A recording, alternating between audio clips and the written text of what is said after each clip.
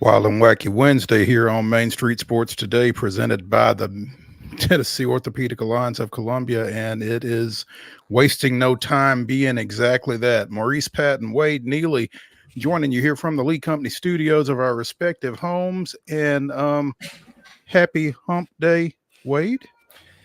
Good to be with you, Mo. Good to be with everybody. Yeah, we are smack dab in the middle of the week, and we are off and running on a wild and wacky Wednesday, as you said a moment ago. Absolutely. Great show today. We are scheduled to visit in the second hour with TERESA Walker of the Associated Press, who has made her way back stateside after a long stint in Paris for the 2024 Olympics. I'm excited to talk to her and see what she actually got to see and what her thoughts were about being there and what her thoughts are about being home. In the next segment, we will visit with Heather Williams of WCYB TV out of Johnson City, talking a little NASCAR. You know, we touched on the first race back from the break up at Richmond this past weekend, and there were some shenanigans at the end of that, and I'm sure she'll have some insight into that and what we can expect going forward out of Austin Dillon's win. So again, looking forward to speaking to both TERESA Walker and Heather Williams here later in the show. Also, we'll be talking little Braves, West Coast, late nights. So far, so good. We'll see if they can continue that tonight, but we'll talk a little bit about that. Also, little NFL action. The Titans are back at work out at Ascension St. Thomas Sports Park alongside the Seattle Seahawks, who will be playing the Titans at Nissan Stadium this weekend in the second preseason game of the year for both those teams. So we'll touch on a little bit of that and a little bit of other NFL action as well as NBA. And again, it is Wild and Wacky Wednesday. We will be bringing you the weirdest, wildest, and wackiest news from across the globe in the final segment of today's show. Looking forward to seeing what we can uncover as far as that goes. And you know that there will be some animals involved, but no animals were harmed in the production of Main Street Sports Today. So be mindful of that as well. Yeah, clear the air on that. Yeah, we don't want to get the ASPCA on us. So we will certainly be mindful of that. But yeah, good show. Again, looking forward to it. Looking forward to getting into a little NFL stuff. We've got a couple of college sports items to get to and some Major League Baseball to touch on. So going to kind of make the rounds here as we discuss sports of local, regional, national, and since we've got TERESA Walker on, we can still tout the international thing as well. So we're going to ride that as long as we can. So that's what we're looking like today. Yeah, I'm pumped. It's going to be a good show. And then after the show concludes, Mo, going to get to check out the George McIntyre show. Will come to Pulaski tonight as the Bobcats will scrimmage Brentwood Academy. So they'll get a little dress rehearsal. We'll get to see what the new look Bobcats look like against what should be a pretty good Brentwood Academy team this year. Should be a pretty good Brentwood Academy team under first-year coach Paul Wade, formerly of Donaldson Christian. Done a lot in the Nashville area. He was an assistant over at Ensworth at one time. He might have been an assistant over at Ensworth when your guy from Pulaski was down there. Was it Cameron Ordway? Rico McGraw. There we go. Yeah. So yeah, some interesting ties there. That's right. Ordway stayed. Yeah, exactly. Yeah. So that should be an interesting matchup. Who's throwing it for Giles County, Wade? That's the $1 million question. And Johnny Jackson was your quarterback from last year. He has since returned back to Alabama. So they have a new quarterback. So you got George McIntyre. You got G Money. You know, he's going to Tennessee. Everybody's fired up about him. But Bobcat fans are excited about a kid they're already calling the franchise. Xavier Randolph is a really promising sophomore. And if you got the last name Randolph and you're from Pulaski, you got some pretty good genes about you. So he is the next kind of heir apparent to maybe be a pretty good QB for Giles County. So he took all the spring reps And even though he's only a sophomore, he's pretty talented. They'll throw him into the fire, it looks like, this season, including tonight for a little bit. Couple series at least. If he's a sophomore now, you got the possibility of him being a 3-year starter when he's a senior. So, I mean, that's not necessarily a bad thing. And like you said, if you are a Randolph in Pulaski, you've got the goods. So that'll be worth keeping an eye on for Coach David O'Connor's Bobcat squad here this evening. And again, with George McIntyre coming to town, I'm sure there will be some orange at the – is this at the Brickyard? Yep, at the Brickyard tonight. And yeah, there definitely will be some there'll be some Bobcat fans who might not wear their black and gold tonight, if you catch my drift. I think a lot of folks are excited to see, who knows how long he actually plays tonight. It's kind of going to be a full scrimmage, but I imagine it's going to be kind of like a preseason game in the NFL where we get a series or two and see. But yeah, a lot of Vols fans will probably be littered in the stands at some point tonight, I would imagine. I would certainly think, and any excuse to get over to the Brickyard is a good one. So yeah, that should be a fun little matchup there later on for you this evening. So a lot going on in the world of sports. So let's go ahead and get started on it as we bring you yesterday's results and today's schedule on the Rundown. This is the Rundown. Strap in tight, folks. The Rundown begins with our scoreboard from last night. Girls soccer action. Here we go. Brentwood Academy defeating BGA. 3-0 was your final there. It was Liberty Creek dispatching Beach 3-1. Harpeth Hall all over Clarksville. 9-1 was your final score there. Wilson Central defeating DCA 5-0. Portland 4, Davidson Academy 2. It was Lebanon 8, DeKalb County nothing. Innsworth defeated Ravenwood 1-0. 6 goals for Fairview, none for Harpeth. 6-0 win again, Fairview over Harpeth last night. Hendersonville was a 5-2 winner versus Father Ryan. It was Franklin Road Academy and Good Pasture Tangling. FRA winning that one 9-0. Hunters Lane defeating Antioch 7-0. Culleoka and Huntland, 8 goals in the contest, 4 goals apiece. They played to a 4-4 draw last night. Hillsboro 7, John Overton 1. It was Lipscomb Academy 3, Station Camp nothing. East Hickman picks up a 1-0 win versus Loretto. And Richland goes up to Lewisburg and defeats Marshall County last night 4-0. Also, Merrill Hyde with a 9-0 win over White House Heritage. It was Mount Juliet 3, Livingston Academy nothing. Martin Luther King with a 4-3 win over Nashville Christian. It was Nolansville edging Blackman 3-2. Providence Christian with a 5-0 win over Zion Christian. It was Riverdale 3, Smyrna 2. Rossview 2. Hume Fog 0. Sycamore with a 7-1 win over Springfield. It was Siegel 3, Independence 2. Stewart's Creek defeated Brentwood 5-2. It was Summit 9, Murfreesboro Central nothing. Valor Collegiate with a 7-1 win over University School of Nashville. And finally, it was Green Hill defeating White House 6-1. Major League Baseball action on Tuesday.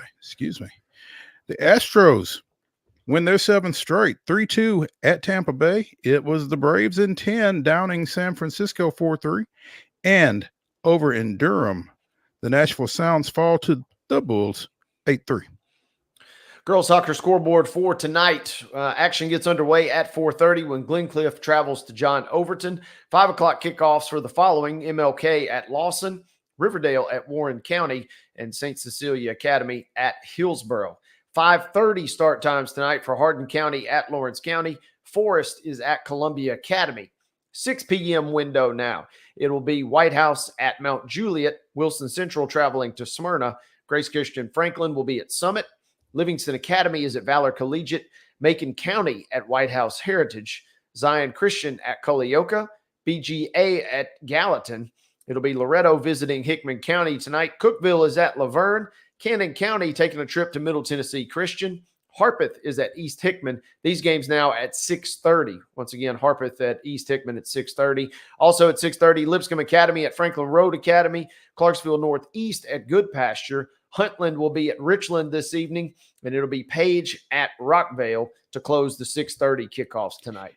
It's a 7 o'clock first touch as Oakman travels across Murfreesboro to Blackman. Also, Beaches at Clarksville at 7. Clarksville Northeast hosting Trigg County of Kentucky at 7. Spring Hill travels to Coffee County. Sycamore is at Dixon County. Centennial goes to Lincoln County. Nolensville hosting Siegel. Franklin travels to Pope John Paul II at 7 o'clock. Providence Christian goes down 24, taking on Silverdale Academy of Chattanooga at 7. Check your local listings because that might be 6 o'clock Murfreesboro time. Liberty Creek is at Station Camp. That's a 7 o'clock start. Stewart's Creek taking on visiting Brentwood Academy, and Rossview is at Independence at 7:30. Major League Baseball action this evening at 5:50. Houston continues its series at Tampa Bay. Excuse me. And at 8:45, the Braves and the Giants will hook up once again at Oracle Park. First pitch is at 8:45. You can see it on Bally Sports South. And at 5:35 this evening, the Nashville Sounds continue their series over at Durham against the Bulls. Ladies and gentlemen, that is your rundown.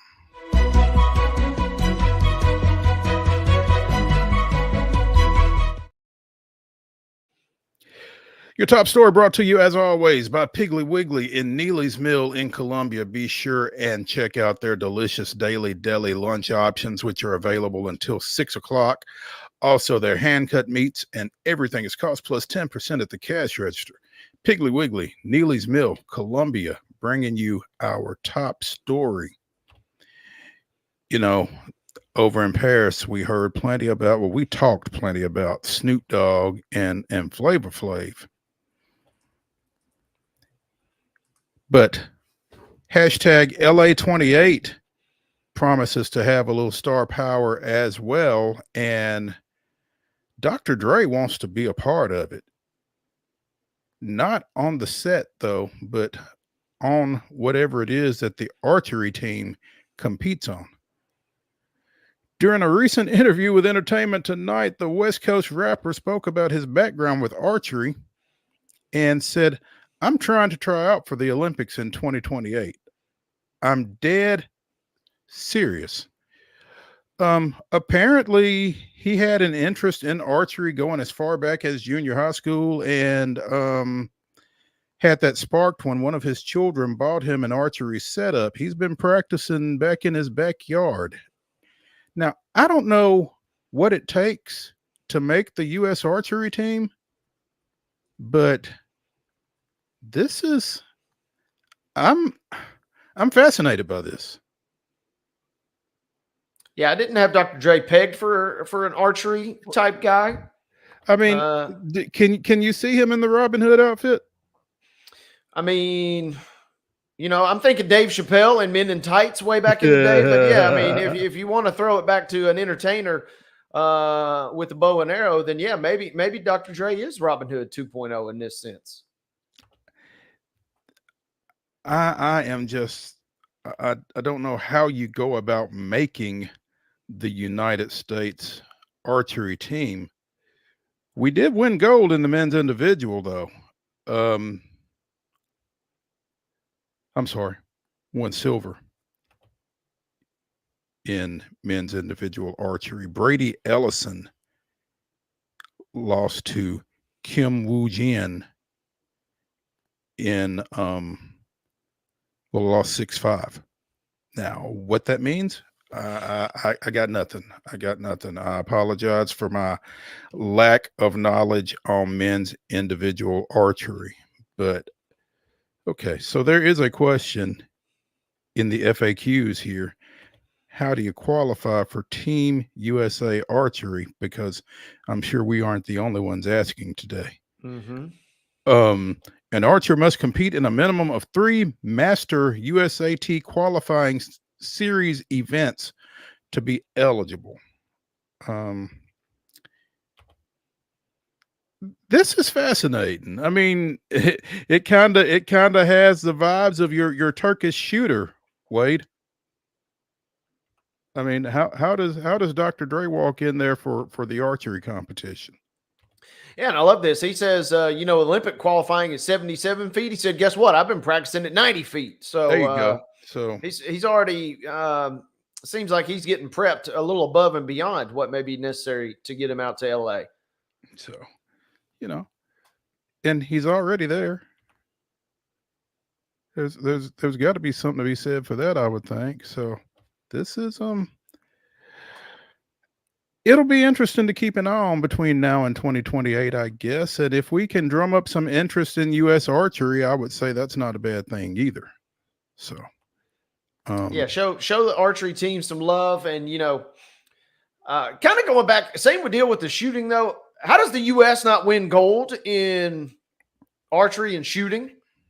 More specifically, how do we not just have like an all-star team based in like out of Tennessee or out of the Southeast? I mean, for as much hunting and outdoor activities as we got going on here, how do we not just dominate this? Is what I've always kind of wondered. I think that's a very fair question, and we need to find somebody to give us an explanation on that. How does the U.S. and how does the Southeast not just dominate the shooting sports? Come on, man. That's what I'm wondering. I mean, how many bow and arrow hunts is South Korea really producing every year? I mean, we could feel like we could just send out, some of the big dog hunters and the outdoorsmen and just be able to hold our own. But for some reason, we find ourselves having to settle for silver in this case. Maybe Dr. Dre is who we need to save us in this instance. There we go. Yeah, Dr. Dre, American hero. Absolutely. Yeah. So that's our top story. Brought to you by Piggly Wiggly over in Neely's Mill in Columbia. And let's go ahead and take our first break of the day here on Main Street Sports Today, presented by the Tennessee Orthopedic Alliance of Columbia. When we return to the Lee Company studios, we will be visiting with our NASCAR expert, Heather Williams of WCYB TV out of Johnson City, talking a little Richmond. Vroom, vroom. Stay tuned when we come back.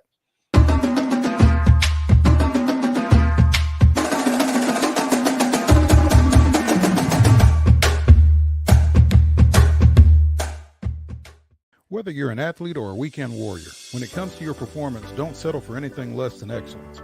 We're proud to announce that Mid-Tennessee Bone and Joint Clinic is now Tennessee Orthopedic Alliance of Columbia, where we are redefining sports medicine and orthopedics. Tennessee Orthopedic Alliance's team of expert sports medicine physicians understands the unique demands of your body.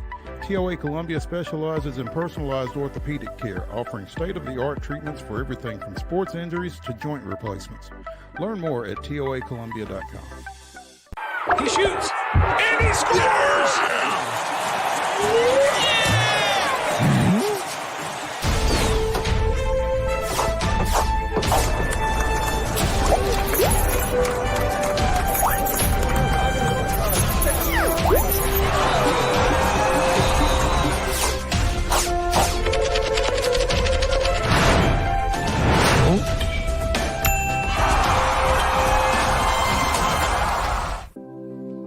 Custom Stone Handler supplies over 600 distributors and suppliers with quality stone products. Along with River Stone, we produce and distribute over 100 building, landscape, and other bulk products. Our goal is to provide quality products, service, and partnerships to ensure our customers' success. We firmly believe that the measure of any person or company is how they treat other people and customers. Give them a call at 931-490-4990 or visit CustomStonehandlers.com. Nashville Sounds Baseball is back in Hit City for the 2024 season. Spend your nights and weekends at the ballpark with weekly giveaways, fireworks shows, throwback deals, live music, and more. Top talent will take the field at First Horizon Park against the AAA Minnesota Twins, Baltimore Orioles, Atlanta Braves, St. Louis Cardinals, Cincinnati Reds, and more. Tickets start at just $10 and are available now at NashvilleSounds.com. We will see you in Hit City. With Lee Company technology, the best handymen are hands-off. Lee Company techs have been using visual findings and other smart technology tools for years to add transparency and virtually take customers along. You see what we see, whether we're in a crawl space or on a roof. With Lee Company, technology helps us help you, no matter what's happening in the world or at your house. We thrive under the lights. a city of performers, putting on one heck of a show. Headlining night after night. Welcome to Smashville.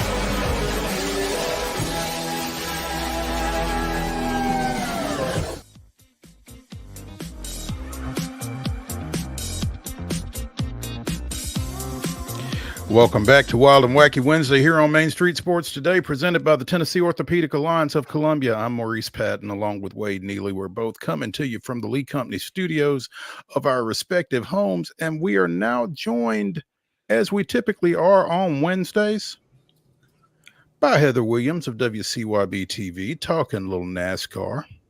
Heather, good afternoon.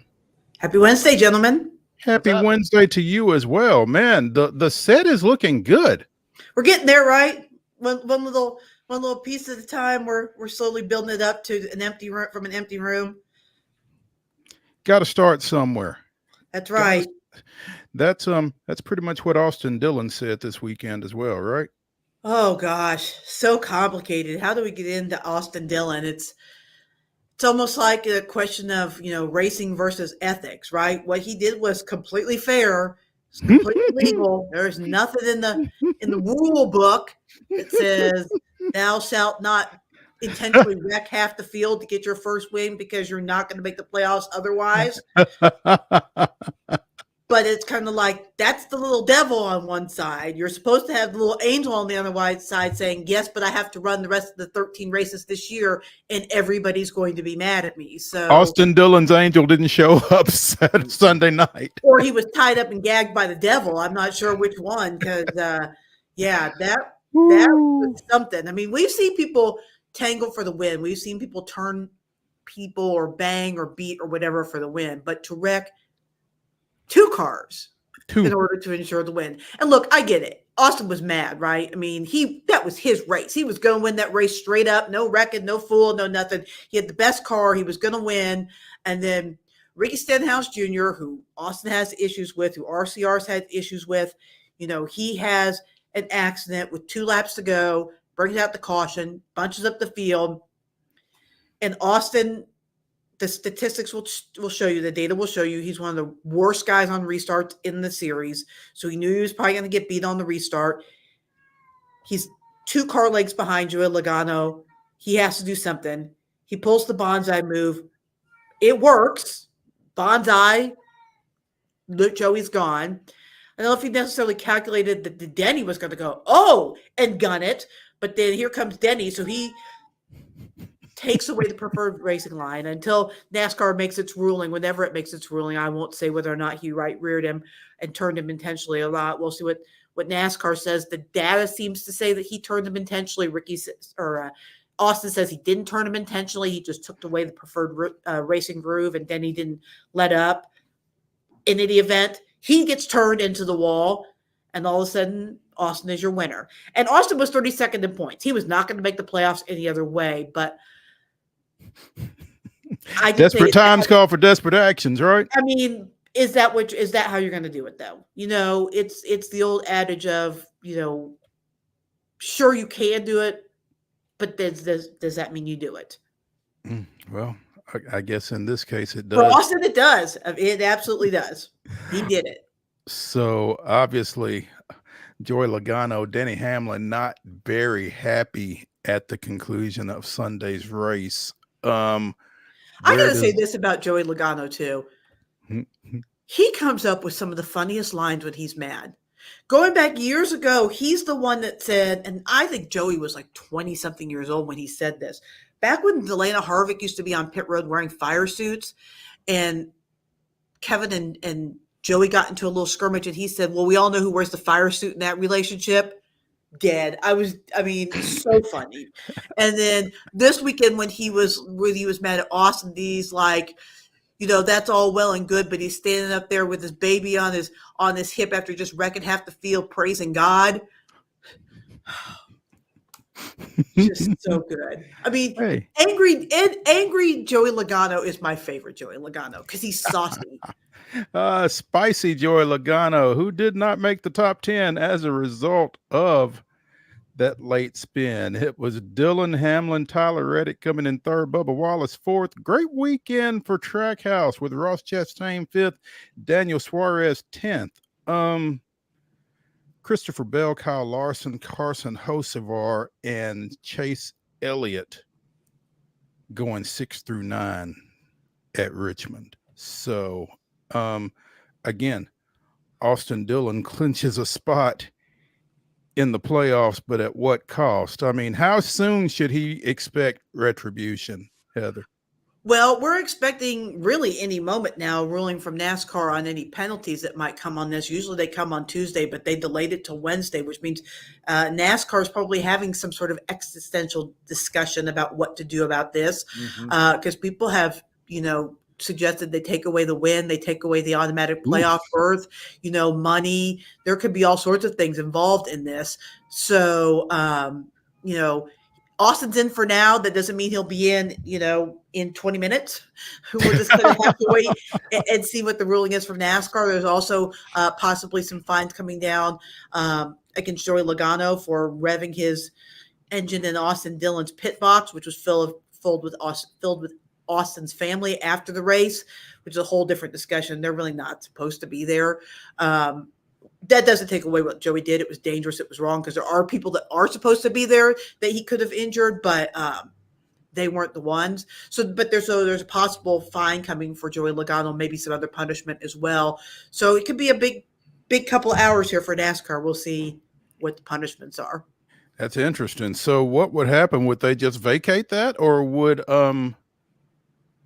there's not would really Hamlin there's not really precedent for stripping a win for something like that. I don't know if they'll strip a win. They might take his playoff eligibility away from him from the win. I don't know. Ooh. I really don't know. They could take points. There's all sorts of things. The closest thing that we have to it is, and it was the first time it had ever happened was, I think it was 2 years ago at Pocono. They stripped Denny Hamlin of the win, and they disqualified the second place finisher. So third place finisher Chase Elliott was all of a sudden the winner at Pocono 2 days after the race was over. How convenient. Heather, I'm looking at a list on Fox Sports ranking the most controversial finishes of all time, and Dylan's finish is already cracking the top 5 on this particular list. Can you maybe put into perspective? Is that an accurate ranking? Number 4 is one of the most either reckless or controversial finishes that we've seen. Where does this kind of rank up in your mind? Just as curiosity, you can just give me bullet points. What were the top 3? What are the 3 ahead of them? Bristol 99. Okay. Daytona 579. Okay. And then Martinsville 2018. Okay, so Bristol 99 was, I didn't mean to wreck him, I just meant to rattle his cage. Yep. That was Dale Sr. and Terry Labonte. Yeah, that one's hard to go against. And then 79, of course, is they're fighting on the backstretch at Daytona. And then that 2018, was that Kenseth and Martinsville? Was that Kenseth and Logano? Logano and Truex Jr., it appears. Oh, Logano and Truex Jr. There's so many at Martinsville. Yeah, I think that's fair. That's fair. I mean, definitely the first 2 are definitely 1-2. I mean, I don't know that the thing about the number 1, I didn't mean to recommend, I just meant to rattle his cage. There's so many great characters. You're talking about perennial bad guy, Dale Sr. You're talking about perennial good guy, Terry Labonte. You're talking about Earnhardt's one of the 2 tracks where he's the most popular, Bristol. But when he got out of the car, he got booed, which people were stunned that Earnhardt was getting booed at Bristol. I mean, he was not as popular in life as he became sadly in death. But at Bristol was one of those tracks where he was always very, very popular. So that's what's going to be hard to ever beat. But I mean, it's definitely up there. I would definitely say it's top 5 just because like I said, to start this whole thing off, I don't know that I've ever seen somebody wreck 2 guys to win a race. Leaders, sure. I saw, and I don't know if it was controversial, but I saw a great finish in, I think it was 2004 in the Xfinity Series at Nashville, excuse me, I'm getting over some crud. Where the top 4 drivers all wrecked, and here comes Michael Waltrip running 5th and wins the race. But they wrecked each other. They didn't one guy didn't go pinball all 4 cars, and so you just don't see that. And because you don't see that, that's why I think it's so high on the list already. Yeah, and what I'm really curious too is, did this play out exactly the way that Austin Dillon thought that it was going to, or was this a situation where maybe he started, and saw a possibility, and then at some point he just, said, you know what, screw it, I'm already this deep into the weeds, and I'm just gonna clobber everybody to get up to the front? Or did he have maybe innocent enough intentions in your mind, and then things just kind of got sidetracked? No, he pretty much admitted he wrecked them. His spotter pretty much admitted that he wrecked them, but once he knew he wasn't going to race them down fair and square, his only choice was to go try and wreck them. He drove way deeper in the turn than he could have driven, and not had to hit something to get straight again. If you're going into a you're taking a clover leaf and you hit that thing too fast, you got one or two options. Either you slam on the brakes in order to make the curve, or you're going to hit something and then it's going to direct you in the right direction. Same principle going into the turn. He was either going to have to hit something, which he did, Joey Logano, which then got him turned in the right direction, or he was going to have to slam on the brakes, which he wasn't doing. He drove in there way hotter than he ever could have with any other intention other than being a bull. What he did. Yeah, being a bull. He went like the mode that I used to play on the old video games back in the day, where you turn the damage off to your car and then you just wreck everybody else and just bulldoze your way to victory. That's kind of what I was envisioning when I was reading and seeing. I mean, just to give you an idea, iRacing put out a tweet shortly after the race that said, "Please don't do this in iRacing." Yeah. Just as we discuss it, I mean, Wade and I talked a little bit about it on Monday, and sitting here listening to you discuss it and recap it, just the audacity is really entertaining to me. Well, as a NASCAR neophyte, I mean, NASCAR created this, right? Because they made it a system where if you win, no matter how far back you are in the points, because you used to have to be in the top 30 in points, right, in order to get into the playoffs, regardless of a win. So Austin Dillon would not have made the playoffs just by making that move, I think, a year ago. Mm-hmm. But, excuse me, sorry. But they changed that. They took that top 30 requirement off. So, go for it. Excuse me, sorry. No, that's fine. It kind of reminds me again of the old LaDainian Tomlinson line. If you ain't cheating, you ain't trying. And you let it off.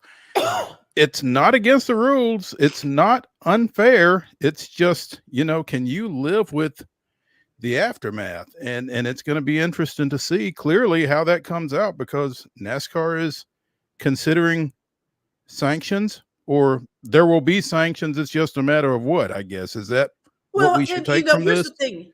You got what you wanted, right? You made the playoffs. And Denny Hamlin goes into this beautifully in his podcast, if you get a chance to listen to it. The difference between where he was and where he is now is probably about $2 million, right? So hands are tied a little bit, but he's now got all of Joe Gibbs Racing angry at him. He's got all of Penske Racing angry at him. He's got all of 23XI Racing angry at him because they took out his boss. And by the way, Bubba Wallace is racing for one of those playoff spots that Austin Dillon now has. He has probably all of Trackhouse Racing mad at him for the same reason, because Ross Chastain is out of the playoffs at the moment. If Austin Dillon doesn't win that race, he's in the playoffs for the moment. He's probably got ancillary folks like, Wood Brothers Racing. Wood Brothers Racing is a Penske affiliate, but they're do what Penske wants them to do. So they're probably angry as well. So now you've got, I don't know, a good third of the field mad at you. I don't know if that's how I want to be living. I mean, that's a lot of people to be looking over your shoulder. And the thing is that retribution is not going to come for a while, right? Because there are tracks you can't do it out because of the speeds. Obviously, nothing's going to happen this week at Michigan. It's too dangerous. And the same with Daytona. Probably the same at Darlington. Okay. But what about Bristol? How easy is it going to be to take someone, to get some payback at Bristol? And oh, by the way, Bristol's a cutoff race for the playoffs. So, let's say somehow Kyle Busch makes his way into the championship. Take out Austin and Kyle. It's just racing for position. Just go ahead and take out all RCR. Keep them from making the next round of the playoffs. Why not? I mean, especially if NASCAR does nothing. Mm. Denny Hamlin said, Denny Hamlin has not won a championship. He's probably the greatest driver of this generation to not win a championship. But he said on his podcast, why would I not wreck someone at Martinsville or take out all the cars I'm racing for a championship at Martinsville in order to make the championship 4? Why would I not go to Phoenix and wreck guys the other 3 guys that I'm racing for a championship? Why would I not take them out? For Denny, that's probably worth it because he right now holds the title of greatest driver to not win a championship. And he's had some bad luck. So why not just take him out? Take it into your own hands a little bit. I mean, if NASCAR allows this, Yeah. which is why I don't think they can. Stay tuned. Meanwhile, on to Michigan.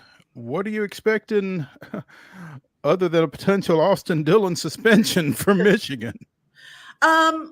Michigan is kind of your cookie cutter 1.5-mile track, although it's not really a 1.5 mile, it's 2-mile intermediate track, but it runs like, your Kansas, your Nashville, and then it'll be high speed. It should be, one of the better races because this car is made for those you want to say 1.5 mile, but this is a 2-mile track, made for these intermediate type tracks. It's where it performs the best. I think you'll see all your usual suspects up front that are always up front at these tracks: the Hendricks, the Gibbs, 2311, Trackhouse, Penske. All the haves will be up front. The have-nots will struggle. The middle of the road teams will struggle a little bit, but I think it'll be a really, really good racing. Which given the kind of not so great racing, not great racing until the end where we had a lot of drama. I think a Michigan type track where it's all about the racing and less about other stuff, I think is kind of what purists will want to see. And so I think it'll be a pretty good race. That's interesting.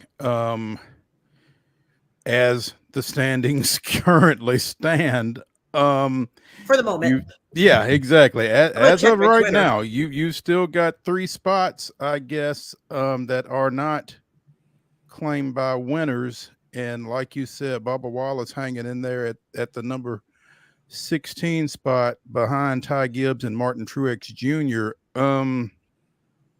Of those 3 guys, who's most likely to get a win at Michigan without going demolition derby on anybody? Of the 3 that are in? Yeah. I mean, they're all pretty equal. I would say, the normal circumstances, I would say Truex had not really flinched, but Truex hadn't been running all that great lately. I mean, just based on the way their teams are running at the moment, I would say Bubba. But traditionally, Michigan's not as good of a track for Bubba as it is for Truex and, even Ty in lower series. But just based on the direction the teams are going, Bubba is running the best of any of those guys trying to get in the playoffs or secure one of those final playoff spots. So I would say of those guys, Bubba would be where it's at based on this year. Truex would be a close second just based on history. Did you see anything out of Richmond, Heather, that,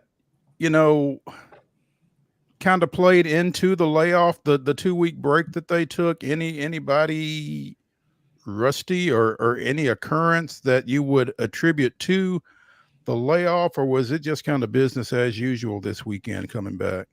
I would say no rust, but I would say definitely RCR figured some things out, right? Because as I mentioned briefly before we started talking about the wildness at the end of the race, Austin Dillon was one of the best cars, and they have not run like that all year. So they figured something out in the break. They found speed, they found performance, focus, whatever it was. Strategy, whatever they figured it out because he was out front. And, he's not shown, I shouldn't say he's shown no glimpse of that, because he has had some good races, but not up front leading races, going to win a race outright. He didn't really show that before the break. So whatever they did at RCR over those 2 weeks, it definitely worked in their favor. Would that have been part of his thought process, Heather? He had ran so well for so long, and then all of a sudden he's in that spot, and kind of, again, desperate times. But if I don't win this, I'm not gonna win. Oh, for sure. That was 100% his thought, because really the way that they've run all year, really the only other chance he was going to have is Daytona. And you do not want to rely on Daytona to get into the playoffs. He's done it before. He had a walk-off at Daytona 2 years ago, but you don't want it to come down to that, because that place is such a wild card. So absolutely his thought process was, I got to get it now while I can. I may not have this opportunity again. Great. Heather Williams of WCYB TV out of Johnson City joining us here on Main Street Sports today, presented by the Tennessee Orthopedic Alliance of Columbia. Heather, anything else going on up in that area we need to know about? I mean, we got Speedway Classic 25 coming. We've got the Arby's Classic and everything going on with that. It feels like there's never a dull moment up there in the Tri-Cities area. What other than NASCAR, what you got your eyes on right now? Well, we have a national pickleball tournament here in town that's going to be on Fox, like the main Fox channel this weekend, if you're interested in watching a little bit of that. National pickleball tournament. Are they doing that at Bristol? They are doing it in Bristol. At the track? No, at the sports, okay. The Bristol Sportsplex, the brand new pickleball court that opened this weekend is the first weekend that's open for this event. Pickleball. National TV on Fox Sports, like the main Fox. Big Fox. Yeah, Big Fox. Okay. All right. Will you be over there for that? No, I'm going to have one of my minions do this. This will be my final, one of my final weekends off before football season starts up. So no, I will not be out there. Okay. All right, Gru, send one of your minions over there for pickleball then, and we will catch up with you next week. Get your thoughts on Michigan. We appreciate it, and look forward to checking in with you. Absolutely. Fun as always, guys. Thanks.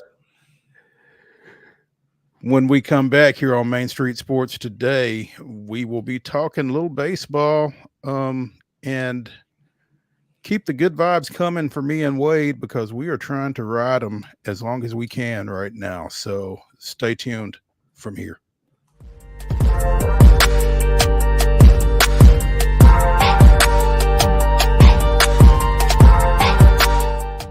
Nashville Sounds Baseball is back in Hit City for the 2024 season. Spend your nights and weekends at the ballpark with weekly giveaways, fireworks shows, throwback deals, live music, and more. Top talent will take the field at First Horizon Park against the AAA Minnesota Twins, Baltimore Orioles, Atlanta Braves, St. Louis Cardinals, Cincinnati Reds, and more. Tickets start at just $10 and are available now at NashvilleSounds.com. We will see you in Hit City.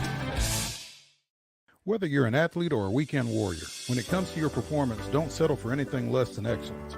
We're proud to announce that Mid-Tennessee Bone and Joint Clinic is now Tennessee Orthopedic Alliance of Columbia, where we are redefining sports medicine and orthopedics. Tennessee Orthopedic Alliance's team of expert sports medicine physicians understands the unique demands of your body. TOA Columbia specializes in personalized orthopedic care, offering state-of-the-art treatments for everything from sports injuries to joint replacements. Learn more at toacolumbia.com. With Lee Company technology, the best handymen are hands-off. Lee Company techs have been using visual findings and other smart technology tools for years to add transparency and virtually take customers along. You see what we see, whether we're in a crawl space or on a roof.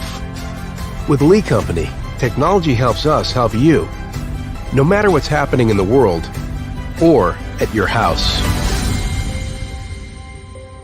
Jones and Lang Sporting Goods here in Columbia has been outfitting teams, officials, and anybody else from T-ball to college for 50 plus years. Be sure and check them out at 931-388-8060 or online at jonesandlang.com. Jones and Lang Sporting Goods, the look of a winner. Zion Christian Academy, zioneagles.org or 931-388-5731. You can schedule your appointment. Go tour their campus. It is beautiful over there, and you're definitely going to want to see it. Again, it's zioneagles.org. Give them a call, 931-388-5731, and schedule your tour today. Custom Stone Handlers supplies over 600 distributors and suppliers with quality stone products. Along with River Stone, we produce and distribute over 100 building, landscape, and other bulk products. Our goal is to provide quality products, service, and partnerships to ensure our customers' success. We firmly believe that the measure of any person or company is how they treat other people and customers. Give them a call at 931-490-4990 or visit CustomStonehandlers.com. Piggly Wiggly, located in Neely's Mill Shopping Center, is Columbia's locally owned and operated Cost Plus 10 grocery store dedicated to serving the community with low prices and smiling faces. Piggly Wiggly offers fresh, hand-cut meats daily as well as daily hot plate lunches from their deli counter. You're certain to see smiling faces and a helping hand when you're here at Piggly Wiggly. Come by and check out our fresh produce, high-quality meats, and more. Down home, down the street, we'll see you at the Pig.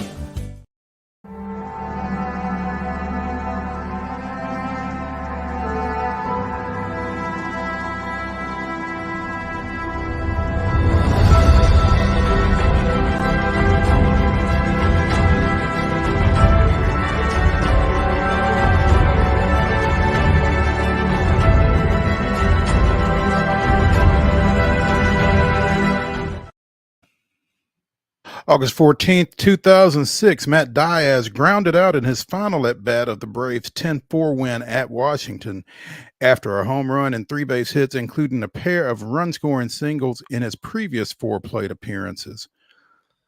Those 4 hits extended his string of consecutive hits to 10 straight at-bats, setting a Braves record, breaking the previous mark of 9 set by Marcus Giles in 2003.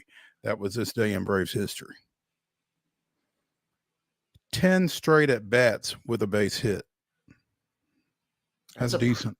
That's a solid run right there. That's a nice little run right there. Yeah. Well, they say if you get 3 out of 10, you got a career in the bigs. But if you go 10 out of 10, you're superhuman. Yeah. You're beyond reproach at that point. Yep. Travis d'Arnaud has apparently told the Braves, if you guys can just get it to the 10th, I got you. Because on Monday night, his sacrifice fly drove in Orlando Arcia with the winning run, the only run, in a 1-0 10-inning win over San Francisco. Last night, he comes up in the 10th with Luke Williams running from second base and singles through the right side to score Williams.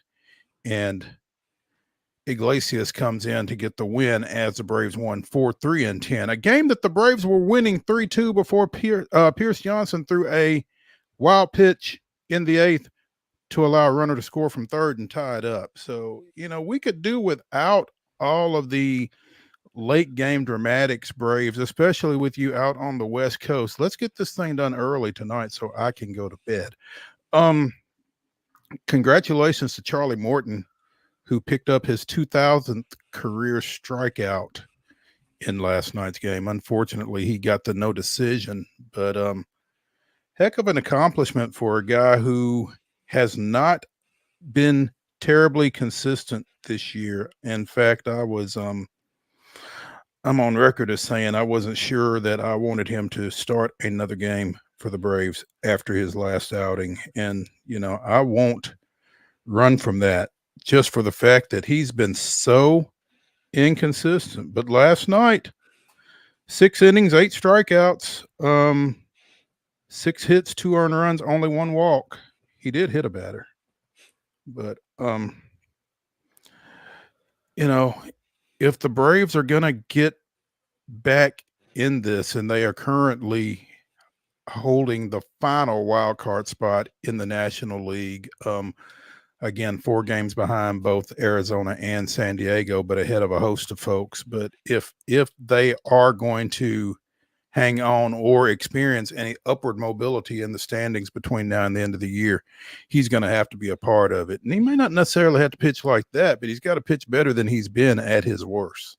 So we will continue to keep an eye on Charlie. But 2,000 strikeouts, I think there are 7 active pitchers currently with 2,000 career strikeouts, including his teammate, National League Cy Young candidate Chris Sale. So that's not a number to be sneezed at. Tonight, 8:45, as we mentioned during the rundown, it'll be Grant Holmes making his 3rd straight start. No record, 3.79 ERA. Just haven't been able to get him the decision to this point, but he has thrown well in this starting role after really holding up well coming out of the bullpen since coming up from Gwinnett. The Giants will start former Brentwood Bruin Robbie Ray, 2-1 with a 3.98 ERA. And I will tell you that I will be rooting against the local product, and no shame in doing so. Yeah, hey, it's just business, man. Strictly business, nothing personal. That's it. Michael Harris II has been activated. Our long national nightmare in center field is over with. I don't know if there is a starting lineup out yet or not, but he has been activated, and I would assume that he will start in center field tonight. Let's see what we got here.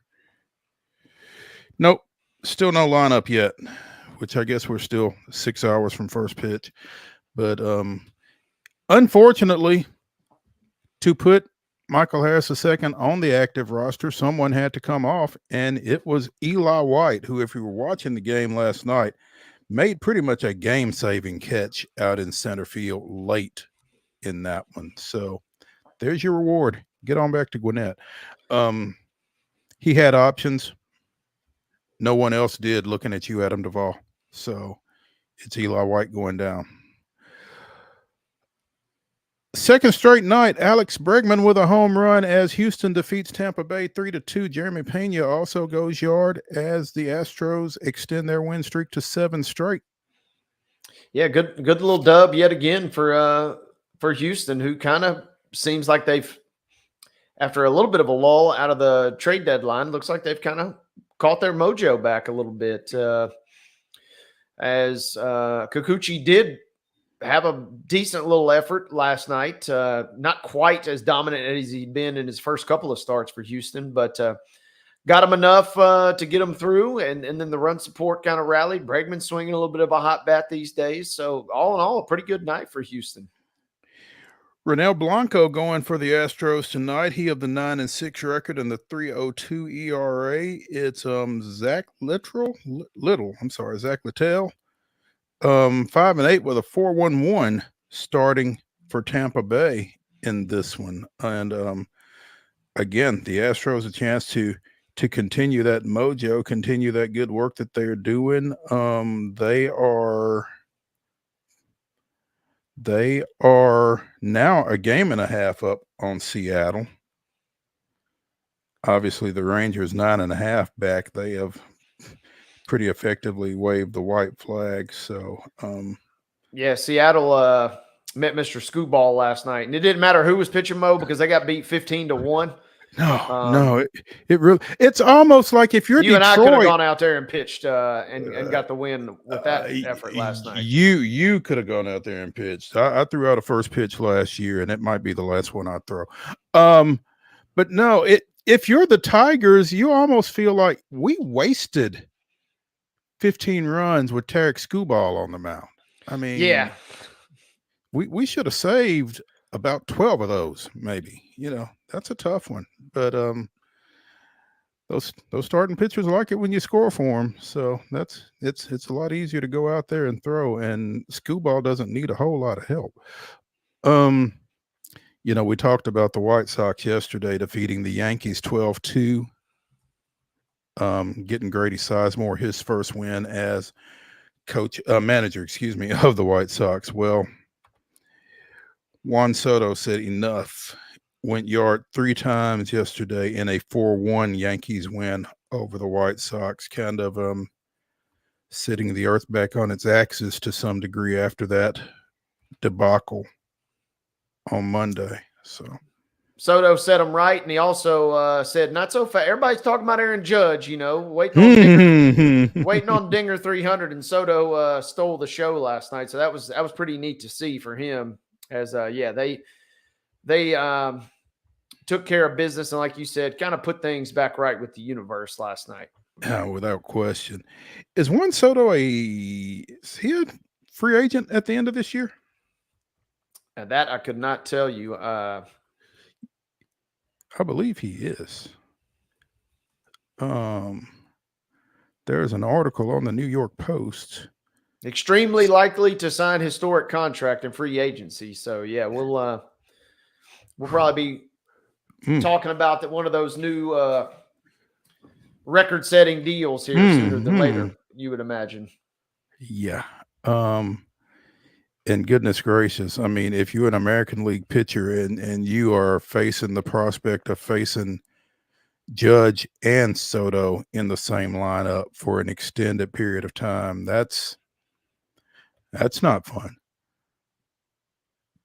Now, and the Yankees flip-flop back with the Orioles, so they're back in first place there, and yeah, they definitely looked more like you would expect them to look versus the White Sox last night than they did 2 nights than the ago. night before. Absolutely. Yeah. That is our number 1 of Wild and Wacky Wednesday here on Main Street Sports Today, presented by the Tennessee Orthopedic Alliance of Columbia. Our number 2 will start when we return to the Lee Company studios after this break.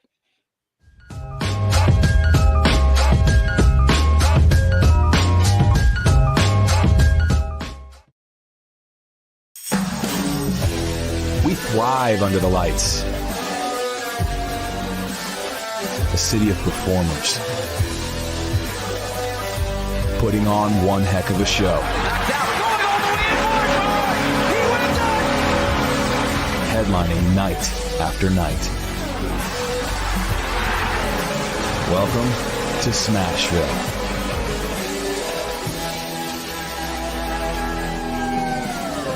Whether you're an athlete or a weekend warrior, when it comes to your performance, don't settle for anything less than excellence.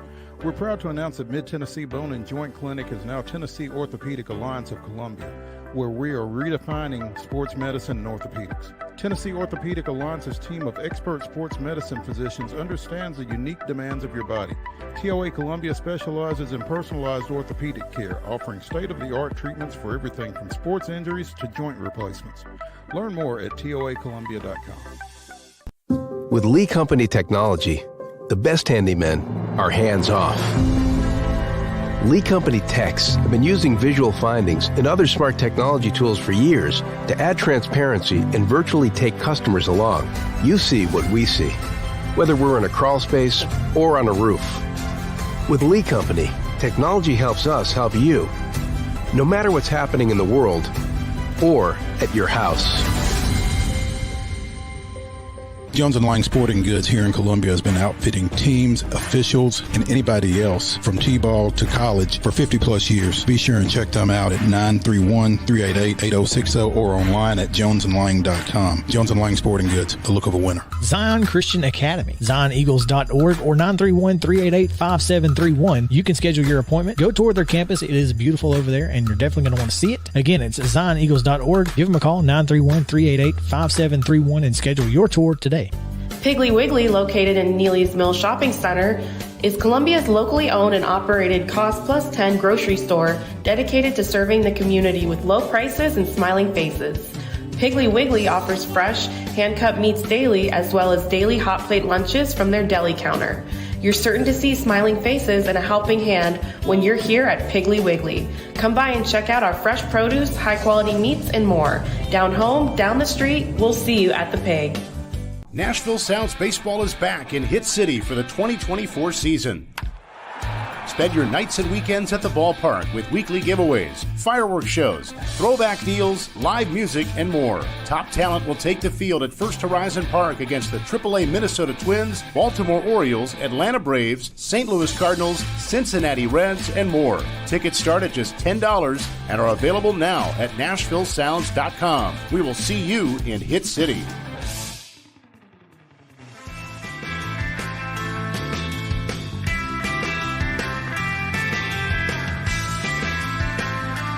Hour number 2 of Wild and Wacky Wednesday begins right now here on Main Street Sports Today, presented by the Tennessee Orthopedic Alliance of Columbia. I'm Maurice Patton, along with Wade Neely, and this is the segment of the show that we like to call the grab bag, because we got a number of different things that don't necessarily adhere to each other that we're going to talk about. We're going to start with some NFL stuff, specifically out at Ascension St. Thomas Sports Park, where the Titans and the Seahawks had their first of 3 joint team practices ahead of Saturday's preseason game between the two over at Nissan Stadium. And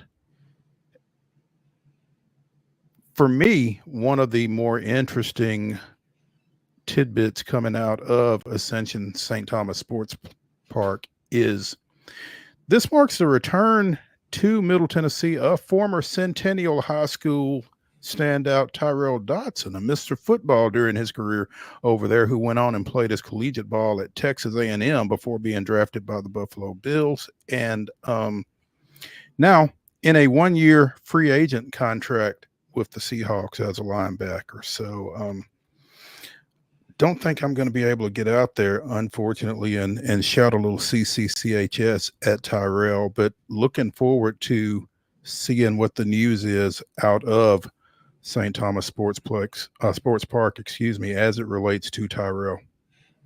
Yeah, always exciting when you get to come back home, and even if it's for just a short stint, having Tyrell back certainly will make some friends and family excited, you would think. Absolutely. I would think that there will be a number of Franklin folks down there trying to check things out here over this next few days. And obviously at Saturday's game to check him out as well. So should be a lot of fun.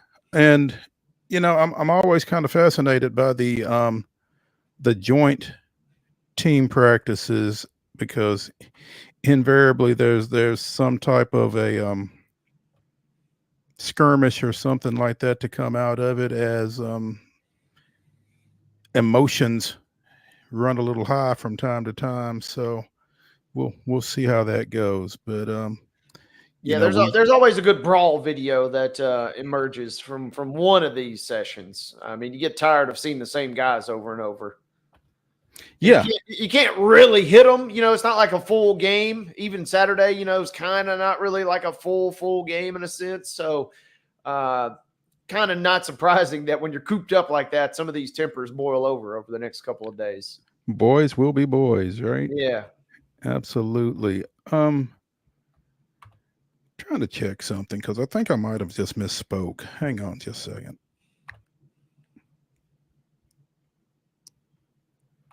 Oh, undrafted Tyrell was signed with Buffalo as a free agent in 2019. Spent 5 seasons up there, but so yeah, he's back in town. It's always interesting to kind of see these guys with local ties. You know, we had Shaq Mason come in here when the Patriots came down and practiced with the Titans, and it happens from time to time. And it, like I said, it's just always kind of cool to see these local guys, and you know, haven't seen them in high school, and they've gone off and then they come back, and it's nice to see. So Shaq a couple times, and then with the Buccaneers a couple years ago as well too. So that's the neat thing from our side of things. You are 100% correct, because you get to revisit with some guys who remember you and remember obviously the local ties, even though they've kind of been apart for a long time. Exactly. Interesting news out of Minnesota, particularly if you are Wade Neely. Hey, I'm not a Vikings fan. You are a J.J. McCarthy fan, though. I was, yeah. Oh, you were. Yeah, he doesn't play for the Jets, my man. He's you give me an Ohio State. Nick Mangold is one of my all-time favorite Jets, man. I mean, come on. When we get to the pros, all bets are off, baby. There we go. Well, that's good to know. But J.J. McCarthy is sidelined. Apparently, the Minnesota Vikings rookie quarterback and former national championship quarterback at the University of Michigan sustained a torn meniscus in his right knee, will undergo surgery, which could be, run of the mill or something a little bit more extensive. Doctors will decide during surgery whether McCarthy needs a trim of the meniscus, which could allow him to return this season, or a full repair that could sideline him until 2025. I think, from what I gather, McCarthy was kind of in the mix for QB1, although they did have Sam Darnold in there as well, speaking of former Jets. But it appears that this is going to allow Darnold to take the reins of that Vikings offense, with the rookie sidelined certainly for some period of time. Yeah, and this phrase was getting thrown around a lot, and blessing in disguise, and it's never really kind of accurate to maybe frame it that way, because you're talking about an injury, and anytime there's an injury, things could go super sideways. Not just in the short term, but in the long term.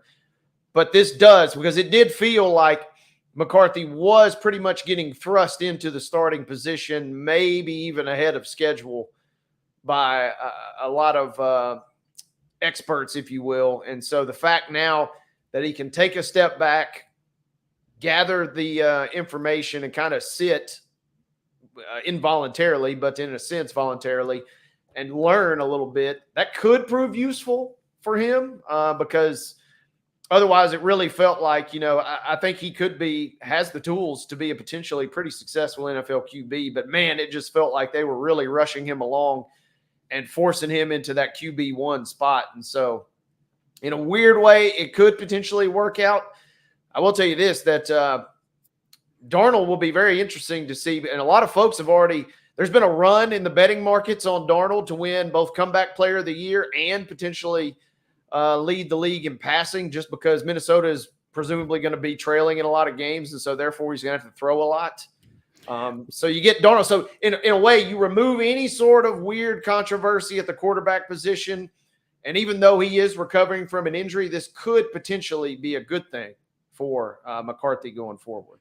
And, when you take the big arm of Darnold and that receiving core too, I mean, that's an interesting play for sure. So he was listed, way down on the list on comeback player of the year and receiving total yards or passing total yards for the year. But he's kind of skyrocketed in the last 24 hours with this news. And again, I just think it's good for Darnold. Not, now he knows, hey, I'm the guy. This is a chance, maybe probably his last chance to really prove that he has some sort of starting level material in the NFL. And then on the flip side, McCarthy was going to probably be thrust into that starting role, and it felt like he was probably needed a year to sit back and analyze things. And so now it's maybe potentially the best of both worlds. But again, when you have an injury, things could get sideways. So I hesitate to kind of really say it like that.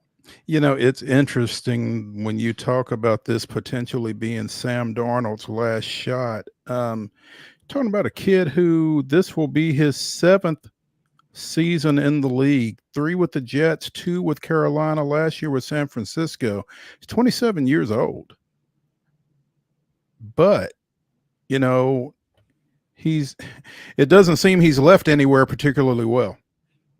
So his best year was arguably last year, when he came in for that one-off game when Purdy was sat due for resting in the finale last year. So, as far as the starting position, this is his probably real last audition or last go around as it, because it feels like he's destined to be kind of that perennial backup going forward, unless he puts together something crazy.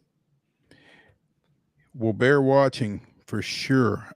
We've not talked a whole lot about it, but we've seen a lot about Brandon Ayuk of San Francisco trying to get out of, trying to become of somewhere other than San Francisco, I guess. I mean, Cleveland's been associated with him. The Patriots were at one time. He and San Francisco are still trying to talk about a long-term deal, but apparently the possibility is if he moves, it will likely be to Pittsburgh. The defending NFC champion 49ers don't want to trade Ayuk, but negotiations have been at times contentious as he continues his hold in at training camp. So apparently all the particulars of a trade to Pittsburgh have been ironed out. But it's on hold at this point. Last year, Ayuk had 75 catches for 1,342 yards and 7 touchdowns. And, man, he just really adds to the explosiveness of that offense with Debo and, with another hometown guy, Juwan Jennings, who they call third down Juwan out there.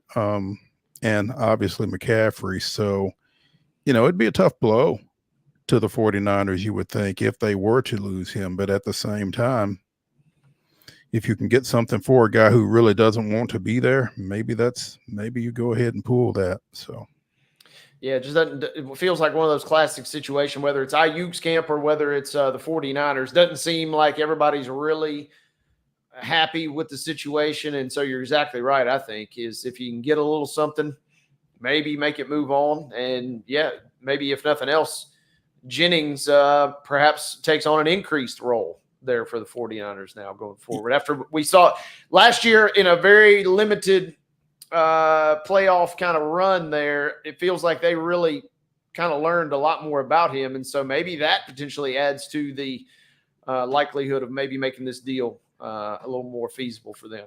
Yeah, maybe that makes it a little easier for them to make that deal. I'm pretty well convinced that if they had won that Super Bowl, he was going to be MVP. And it was definitely trending that direction for sure. Yeah. We talked yesterday about both Texas and Texas A&M losing running backs for the season. C.J. Baxter for Texas, Reuben Evans for A&M. I think it was. Well, now Texas has suffered a second season-ending injury at running back. True freshman Christian Clark tore his Achilles Monday. Man.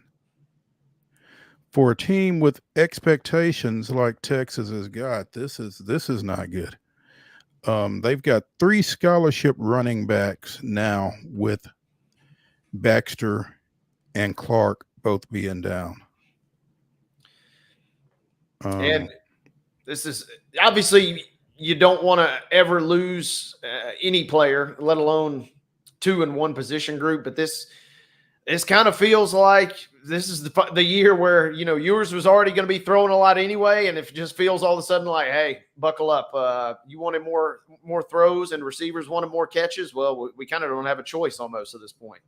Absolutely. It's going to be interesting how this impacts that offense. What, does it make Ewers more of a running threat with, the inexperience that they have at running back at this point? I'll be intrigued to see how they handle that loss and again, how they tweak things from an offensive standpoint as a result of being so thin at the running back position. Some NBA news. Wade, we talk about Nashville being the it city and everybody wants to be here.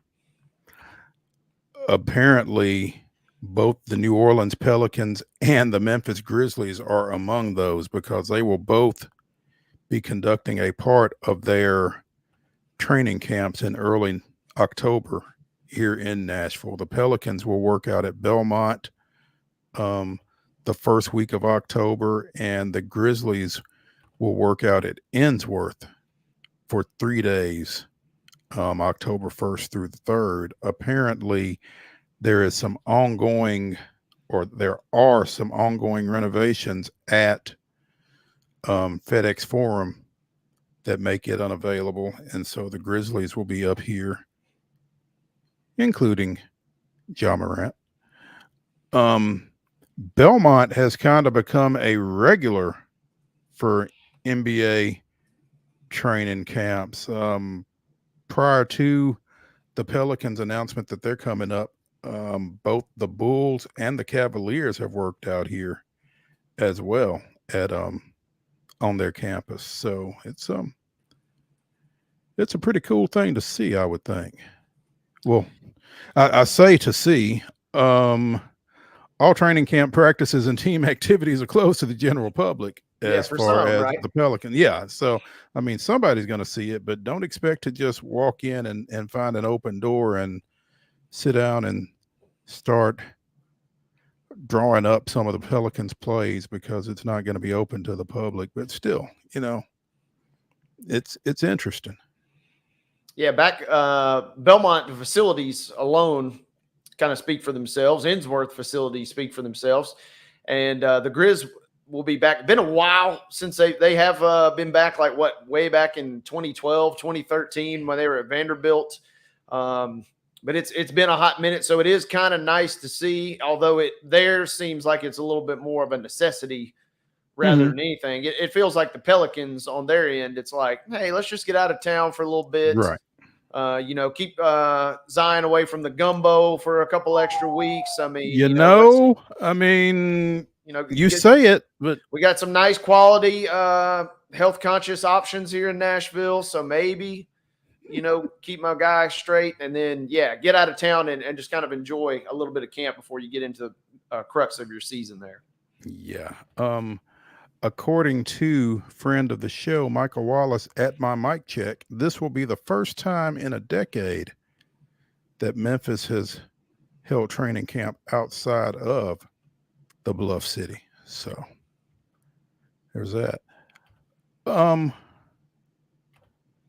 Over the weekend, we got word North Carolina women's soccer coach Anson Dorrance has retired after 45 seasons. And it's interesting because North Carolina starts their season North Carolina starts their season tomorrow at Denver.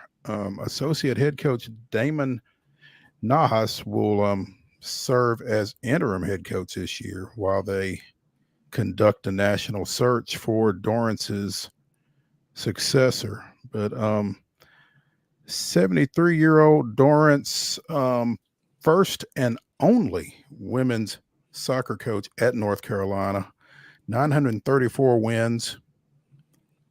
And I'm trying to find his championships. 22.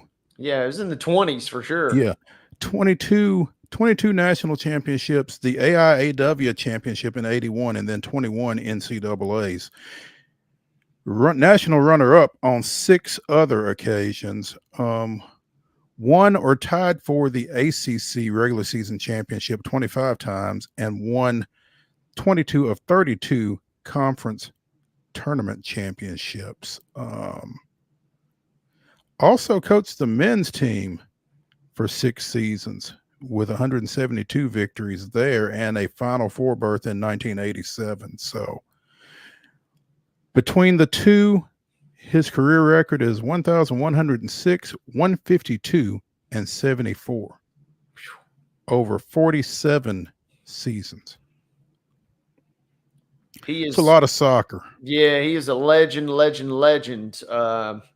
Really, I mean, in the grand scheme of things, across all college athletics. And so presumably this was, he made this decision and kind of knows where this is going. To me, this kind of immediately jumps to the situation of, hey, this is a great chance to let my either heir apparent or my number 2 audition, whether that's for Mhm. the NC job itself or, for another high profile job. So, man, stepping away after just an insane career. When you talk women's college soccer, I mean, North Carolina is the cream of the crop. And so he will be missed, to say the least. Without question.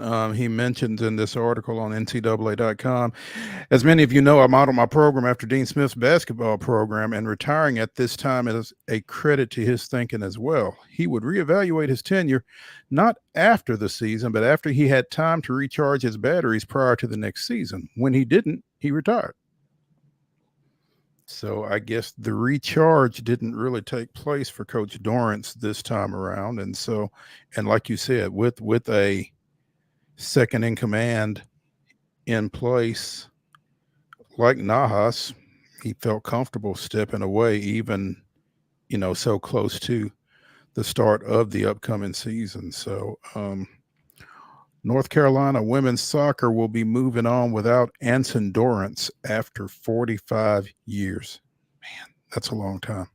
Yeah, that is Iron Man. And they were runner-up 2 years ago. I mean, wasn't like, he'd been kind of on this downward trajectory. I made the quarterfinals last year. So, I mean, this is still an elite level program. And, man, that is a long time to coach, and that is a mountain of victories. It really is. And, at the age of 73, he's still stepping away with plenty of life away from the pitch to enjoy, and hope he gets to do exactly that. So when we return to the Lee Company studios here on Main Street Sports Today, presented by the Tennessee Orthopedic Alliance of Columbia, we'll be talking a little Olympics with the Globetrotter, TERESA Walker of the Associated Press. So stay tuned when we come back.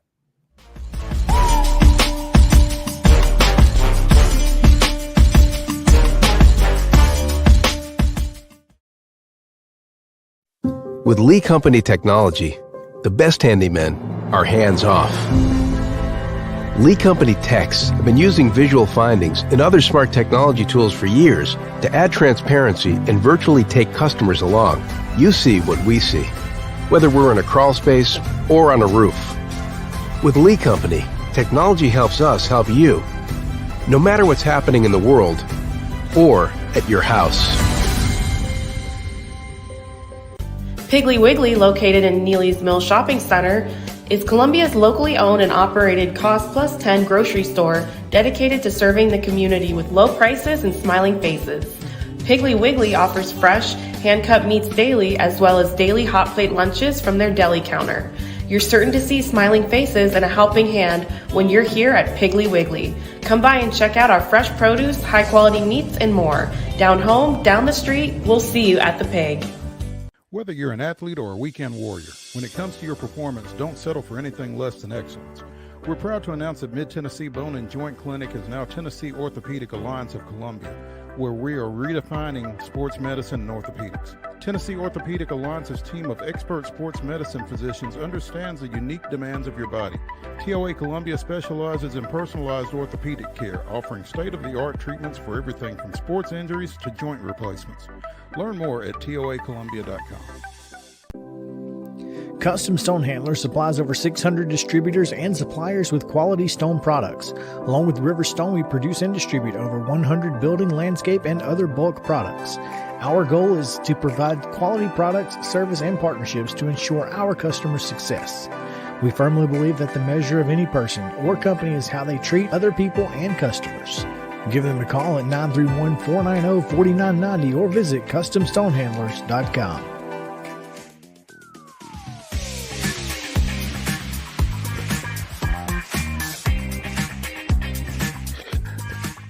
Wild and Wacky Wednesday continues here on Main Street Sports Today, presented by the Tennessee Orthopedic Alliance of Columbia. I'm Maurice Patton, along with Wade Neely. In our final segment, we will be bringing you the weirdest, wildest, and wackiest news from across the globe.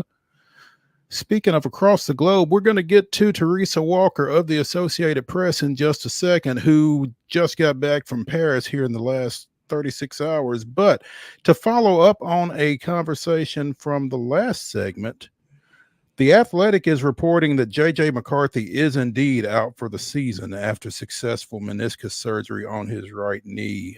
So apparently there was more damage than they had initially hoped. So that's either unfortunate or a blessing in disguise, depending on how you want to take it. But J.J. McCarthy will not be available for the Vikings this season. So with that said, let's bring her in. How many medals did you get out of Paris with, Teresa? Well, I got some Olympic pins. I got a USA Today pin. I got a Sports Business Journal pin, a couple of those. Hold up. One question. Yes. Did you get a Snoop Dogg pin? I did not. And the problem is, by the time we relocated to Paris, I think he was heading back to LA to be ready for the LA 28 handoff. And it's like, for those of us of our generation, it's kind of wild, isn't it, that Dr. Dre and Snoop Dogg are like the unofficial LA ambassadors. I mean, they used Next Edition, I think it was, for the Super Bowl 2 years ago at SoFi, and he was everywhere around the Olympics. Unfortunately, we had to make do at the men's gold medal game with Jimmy Fallon, who got a little from Steph after he made his first three. I'm sorry. I have watched Steph Curry stick a dagger in the heart of the Grizzly count, but to see him do that shot over Wemby, the picture's insane. And then to do the night, I mean, it's almost like that scene in Indiana Jones and the temple or whatever, where the guy takes the heart out and holds it in front of you and it's beating. That's how cold-blooded Steph Curry is with those threes when they're raining from the sky. That last one that he hit, like you said, I mean, and then he hit the nui as Wade brought me up to speed, because I'm not very fluent in French, but yeah, that was as good as it gets right there. And he had the shirt ready for it. I mean, it's like it was just ridiculous. And but that's the thing. It's like LeBron, he talked about it. It's like, after what happened last year at the World Cup, made calls, got the boys together for one last run. Because let's be honest, no way will it be LeBron, KD, maybe Steph, but as much as the U.S. women are going to be having a change of the guard in transition, the U.S. men are going to be just the same. And for a change, at least the U.S. women, think about this. They've won unprecedented 8 straight gold medals in a team sport. And they did the last 2 on home turf. They beat Japan. Now, I know it was pandemic conditions, but trust me, the volunteers that were working that building got into the arena and made as much noise as they could, considering the silence that the rest of the world was going on. And it was a French affair. I think it was the first time that, both the men and the women's gold medal games in basketball, consisted of the same countries. And it was just absolutely insane. It was a road atmosphere. And that was the tightest. And as I segue to the women, we had done the math, what were the tightest games? It was by far the closest game ever. I mean, if Gabby Williams' momentum hadn't carried her just a couple more inches, we're talking overtime potentially. Mm-hmm. But she knew immediately. Now she's got dual citizenship. Her father is American, her mother is French. This is the second time she's competed in the Olympics for France. So the UConn star, it's nothing new for her, but she knew immediately that it didn't matter that she banked it in to beat the buzzer, because her hand went immediately to her face. I had to unfortunately ask, because it had been asked en français, but by the time I got to the French press conference, through the mix zone from upstairs, it was a walk. I got my steps in. I wasn't sure if it had been asked in English. So I had to ask. I got a word answer. Did you know immediately that it was a 2, and how did it feel? And her answer was yes, disappointing. And say somebody from NBC came to me after and said thank you because her answer to that question had been all in French until that point, which the dumbest question is the one you never ask. Well, I didn't know if it had been asked in English, so I asked the question, and I apologized. I said, Gabby, apologies if this has been asked more than once, but and so I prefaced it and I apologized, and she gave a brief answer. She gave an answer. There you go. I would imagine that's a layer of covering the Olympics that not many people think about. I don't imagine is the different languages used in the responses to the various questions. So that's a different dynamic there, I guess. Oh, absolutely. I mean, I have been in mixed zones where, you've got a translator there because you know that they're going to be coming through and getting a translation, either from Japanese players. I've gotten, Russian translators in the past. And I took 2 years of Russian in college. And, trust me, I don't remember much beyond Lublю vodka. Google that, kids. I figured that would be important to remember if I ever made it to the Soviet Union at that time, or now Russia. So you have a translator. Sometimes they had, actually nowadays, there was a QR code you could scan on the wall for a translator app for the press conference. Now, the problem is they don't do press conferences until medal games. So Wembanyama, we were told, was going to the press conference on Saturday night. Well, he's talking to reporters in the mix zone, which is a mosh pit unlike any other, particularly with the men. I mean, I nearly got crunched up against the railings trying to get KD and LeBron early in pool play. And so, and I'm reaching, I've got my selfie stick, that my monopod that I use to reach out, and I'm getting him in French because we had somebody helping translate French into English for us, but he had to bolt to catch a train. So I email it to him. And luckily, my colleague who was writing a sidebar on Wembanyama after the game, the gold medal game, he got there, because we were told he's going to the news conference. Well, here he is speaking in the mix zone. Time is of the essence. So thankfully, Kyle Hightower, who's based in Boston, he got in on Wemby during the English portion. And so, yes. And Diana Taurasi over the years, she does English, and then she'll do, she's, her family's from Argentina. So she does, I think Argentina's Spanish. So she speaks that. And so she's got reporters asking her questions in that. And so it's like, it literally is, you got to have your head on a swivel, and you've got to be ready. And it's an experience, shall we say. This is my 7th games. And, working a mix zone, it's unusual. You've got to, fight for position. You've got to be ready. You've got to, they had lunch trays to put your phone on.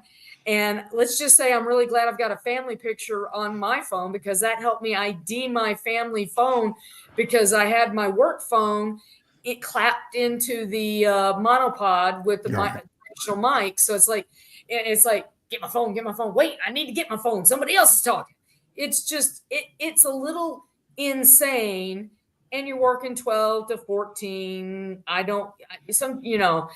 Sleep is at a premium.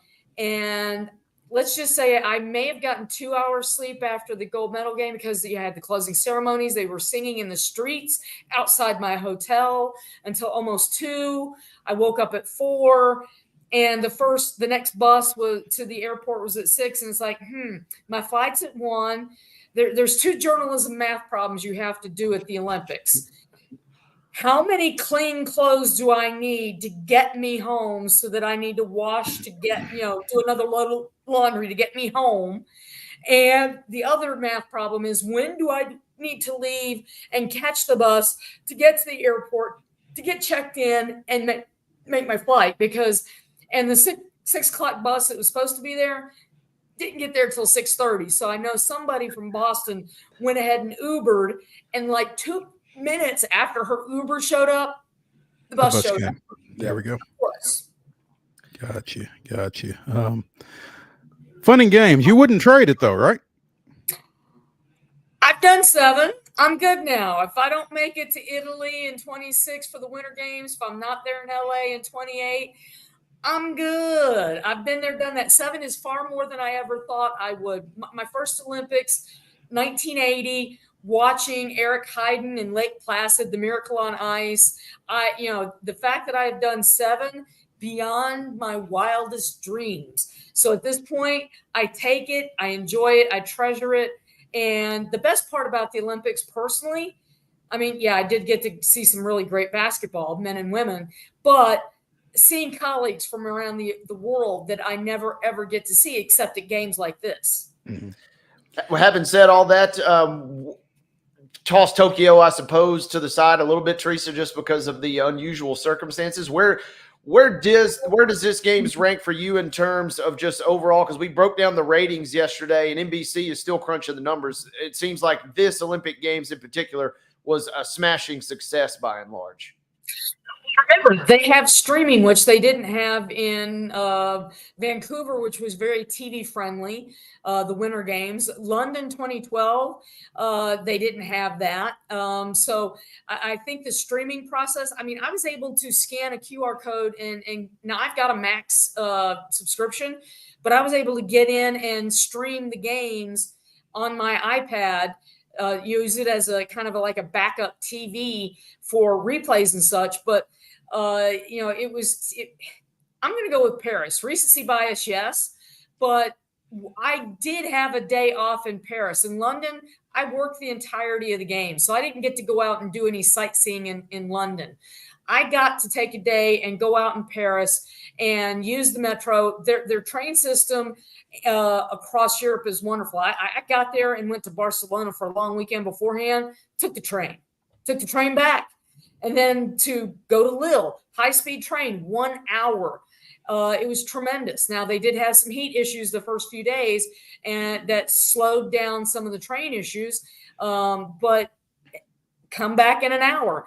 Get around getting around Paris. I got 5.5 miles of walking in the day that I was off. Part of it was going from train to train, going up and down stairs, and it was tremendous because their train system is wonderful. Now when I went to beach volleyball, and yes, I have a great new screensaver picture on my work phone. It's the Eiffel Tower lit up from the press tribune for beach volleyball. Those train cars have been rode hard and put up wet. They were a little older, but some of the newer ones, they've got double deckers, and it's like, it is a transit system that makes me wish that more Americans traveled worldwide, because you see what the rest of the world has, and their airplanes, their airports, their train systems. It's amazing.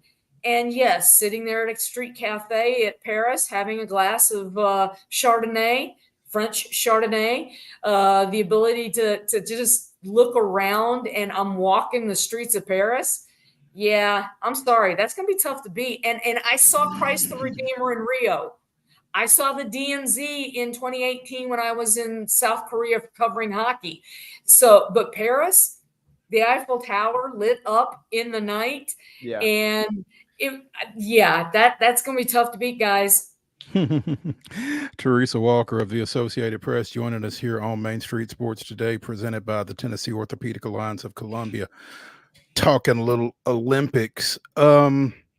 So you covered some men's and women's basketball. You covered some beach volleyball. What else? Where in the world was Teresa Walker during the course of the Olympics? Well, when we say I covered beach volleyball, the beautiful thing about having a credential for AP is that you can go to the different events. Now, I went to some wrestling, mostly to see my colleague from Oklahoma, Cliff Brunt, and the LA Games in 28 are going to be coming to him, because they're going to be hosting softball in 28 for the games and keeping them there in Oklahoma, where they host the Women's College World Series. Yes, and they'll be doing some canoe and kayaking in Oklahoma. So he'll be staying home to cover the LA Games. So the Olympics has taken on the Big Ten approach then, huh? Well, hey, surfing was held in Tahiti. And the best thing that I know about what happened in the surfing during these games is that there was a whale that breached the water. And the picture of that was just tremendous. So, one of my colleagues did a video thing, explainer on how it is to be a photographer shooting surfing.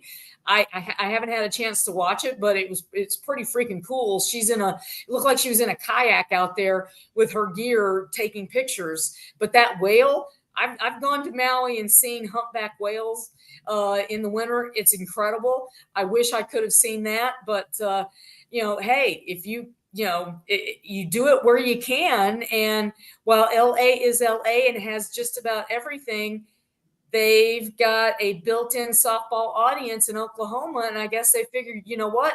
Why build it when we know that they'll come there? That's a good point. How do the logistics of that work, though? I mean, do you have to schedule it late enough in the games? I mean, when you start talking about the opening ceremonies and everybody being out there for that, and then everybody's going to shuttle from LA to OKC, or it sounds a little unwieldy. Well, here's the thing. I don't think the surfers made it to either the opening or the closing. I'm not sure about that, so don't hold me to that. But I know the Nigerian women's basketball team, they took the 2.5-hour bus trip to Paris. Didn't get on. Weren't allowed on the boat, so they literally had to make history as the first African team, male or female, to make it to the quarterfinals, the elimination round in basketball, to make it to get to Paris. And the funny thing is this: my colleague Doug Feinberg reported it that night, and they put out a tweet saying, "That's not right. That's not true." And then as soon as they qualify for Paris, the team that was kept off the boat is going to Paris. And it's like, that's what's called an on-the-record confirmation, by the way. And so we were right all along. So it's going to be interesting. And here's the thing. Not all athletes want to go to the opening, because if you've got an event that's the next morning, you don't want, it's a lot of standing. I talked to Mark Gasol in 2013 about the 2012 games. His brother Pau was the flag bearer for Spain. TV wanted him up there next to his brother. And I asked him after the Western Finals of 2013, as he was clearing out his locker, "Hey, Pau, Mark, how much did they want you up there with Pau?" And he's like, "Oh, absolutely." But there was no way, siblings. There's no way he was going to be up there next to his brother.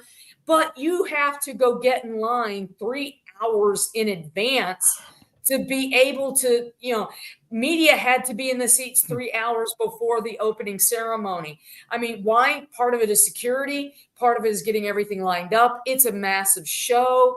It's a life of its own. And for athletes and media, it's draining, because you've got to get there and be in line. A lot of athletes don't take part in the opening ceremony. Now, LeBron James was there. He was a flag bearer. So was Coco Gauff. She was a flag bearer. She didn't stick around as long as LeBron did in these games, but so some people are home before the closing ceremonies. So I think Jordan Chiles may have been home early, and which will make it interesting. If I'm her, I don't know where that bronze medal ended up personally. 4 seconds. They're gonna have to come and get that. It'd be over my dead body, honestly. Yeah. Come and take it. TERESA Walker of the Associated Press joining us here on Main Street Sports Today, presented by the Tennessee Orthopedic Alliance of Columbia. What, from a competition standpoint, what was the coolest thing you saw? Ooh, that's good. I'm recency bias again, but the tightest women's gold medal game in forever. I mean, if Gabby Williams' momentum had not carried her an extra couple of inches just over the line, and it's a shorter line in international play, then we're talking overtime for gold in the women's gold medal basketball game. And I mean, she beats the buzzer, banks the ball in. I mean, she literally carried them to victory, to the gold medal game in overtime in the semifinals. I mean, she had an incredible performance to get France to help join the men playing for gold. And here she is doing it yet again. And Diana Taurasi, yes, they're both UConn guys. So she's talking about how she blossomed in these games into somebody who's going to be that person for France for the next decade. She's going to be, and she did it on the stage in Paris. So helping grow the game. She was in the game that drew the largest crowd for a women's basketball game in Europe to wrap up pool play in Villeneuve-d'Ascq. And I talked to Ron Slay today out at Titans practice, and he had played there. He played in that, it's a football stadium. They play soccer there. They cut it in half and still filled 27,000 plus for games. It was ridiculously loud, and the atmosphere was great for both the men and the women. And for people thinking, wait a minute, I watched some of those U.S. games. The crowds could have been bigger. Well, the problem is the trains don't run back to Paris after 9 o'clock at night. And some of those U.S. games were tipping at 9 or 9:30. That's why some of the seats maybe weren't as filled as they were for, hey, Belgium's a 20-minute drive. It's easy for them to make it over. Wow. Always fun to have Teresa Walker on. How close are you to being caught up on your sleep? Oh, it's going to take another week. I got 11 hours in, and I stayed up as late as I could on Monday. And at 10:30, I finally called it in. And guys, I was awake for probably 25 straight hours. I'm not counting the would-be attempted nap on the plane because, and I'm sorry, if you're on an international flight and somebody looks asleep, don't wake them for food. I know. It's like, I'm sorry, I was hungry, but I needed to sleep. And then I couldn't go back to sleep. And I had a window. I was perched. I had my pillow, and it's like, and it was a physical therapist for Team Canada. I will say the cool thing about traveling for the Olympics, I was on Air Canada, lots of Olympians on that flight. And when we pulled into Toronto, they had flags waiting down on the tarmac. They were greeting them when they came off the plane, and the athletes absolutely loved it. And I saw the response that Botswana got. I was standing near some Botswana athletes in the Charles de Gaulle airport. Uzbekistan was getting loaded up. I mean, that's what's cool is the people watching is extraordinaire at the airport the day after an Olympics because everybody is going home. We're glad to have Teresa Walker home. We're going to let her get some rest, and we will catch up with you soon. We appreciate you taking some time with us today. My pleasure, but I've got a Titan story to write because, guys, it's NFL season. Welcome back. Tell Tyrell I said hey when you talk to him. I will. I'll look for him tomorrow. All right, sounds good. Thanks, Teresa. Let's take a quick break, come back for the final segment of Wild and Wacky Wednesday here on Main Street Sports Today, presented by the Tennessee Orthopedic Alliance of Columbia.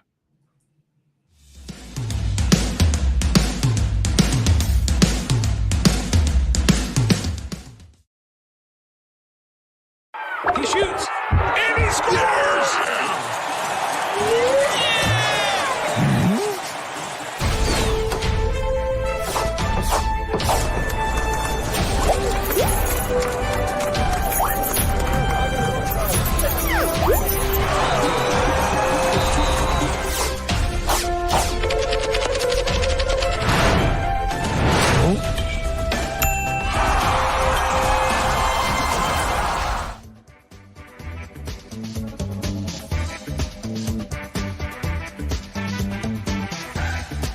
It is Wild and Wacky Wednesday here on Main Street Sports Today, presented by the Tennessee Orthopedic Alliance of Columbia.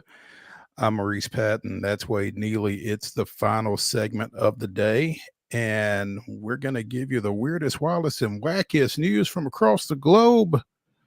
Let's start in Erie, Pennsylvania, where the search is on for a small alligator. Uh-oh. You did not expect to hear alligator in Erie, Pennsylvania. Mm-mm. I know you didn't, but after it was caught on video swimming just off the shore of Lake Erie. Alligators are not native to the Great Lakes. The first sighting was Sunday. Animal rescue specialists have been scouring the area since. It is unclear how the gator ended up in the freshwater lake, but officials suspect it may have been a pet. Releasing an alligator, a non-native species, into the wild is a violation of Pennsylvania law, as well it should be. Yes. They do sometimes investigate how such animals end up being released. Now, I'm not sure how you would investigate that. I mean, but hey, I think if it is something that can be investigated, it should be. Because again, if you're just hanging out at Lake Erie and all of a sudden an alligator comes upon you, that's not very cool. In many cases, that animal has been released, typically by a pet owner who no longer wanted it, could no longer afford it, or is unable to deal with the size. Apparently, people have been flocking to the area to search for the alligator. I can tell you that's the last area I'm going to be in as long as that alligator is out there. But y'all go ahead and flock. You know, on one hand, though, I get it because if by some chance there's another one out there, that's the last thing you want. And, you know, rehoming a pet is never an easy situation. But imagine that. You dump your pet gator in the lake, and then 5 years from now, a population has formed. I mean, you are literally to blame at that point. That's nothing I want a part of. No, not at all. No, I don't want any part of that, and I don't want any part of that gator. A story came to a little bit better conclusion, and maybe this one will as well. But in Arizona, a large desert tortoise escaped from an ostrich ranch and was located on an Arizona highway. Apparently, it was recaptured and returned to its rightful owner, but it's still a mystery how this desert tortoise got loose. Late last month, a motorist contacted authorities to report a tortoise trying to cross Interstate 10 in Arizona, between Casa Grande and Tucson, for those of you who are familiar with Arizona. I know Tucson is south of Phoenix. That's about all I can tell you. But the motorist and a Department of Public Safety official were able to get the tortoise off the roadway unharmed, found a name on said tortoise, Stitch, located the ostrich ranch that was about 3 miles away. The ranch confirmed that Stitch was one of their resident tortoises and had recently escaped from his habitat and was consequently returned. So this thing is not small. Mark, were you able to get the picture up of this desert tortoise? Yeah, it was a big daddy. I mean, it's taken these two guys to hold it, and I'll give them something, man, because they're way closer to it than I have any desire to be. I'm not into más grande. I'm not into wild animals, man, because they're unpredictable. A sulcata tortoise. I don't know what the significance is of a sulcata tortoise, but it's interesting looking. Maybe he's a good looking dude. Tortoise. Maybe it's a desert tortoise because of its color, and maybe it blends in. I don't know, but that's wild. Like I said, I have no desire to be that close to a wild and unpredictable animal who's out of its habitat. So y'all can have that too. He's just crawling along. I love the ostrich ranch, by the way. It's like, have you found one? Did it have Stitch? Did it have Stitch labeled on his back? Yeah, well, that's ours. That's bring him on back. That's ours. Yeah, we appreciate the help. Bring him on. Yeah. Yeah, he was just out for a stroll there. So good to know that Stitch is back safely. Yes, and hopefully he stays back safely.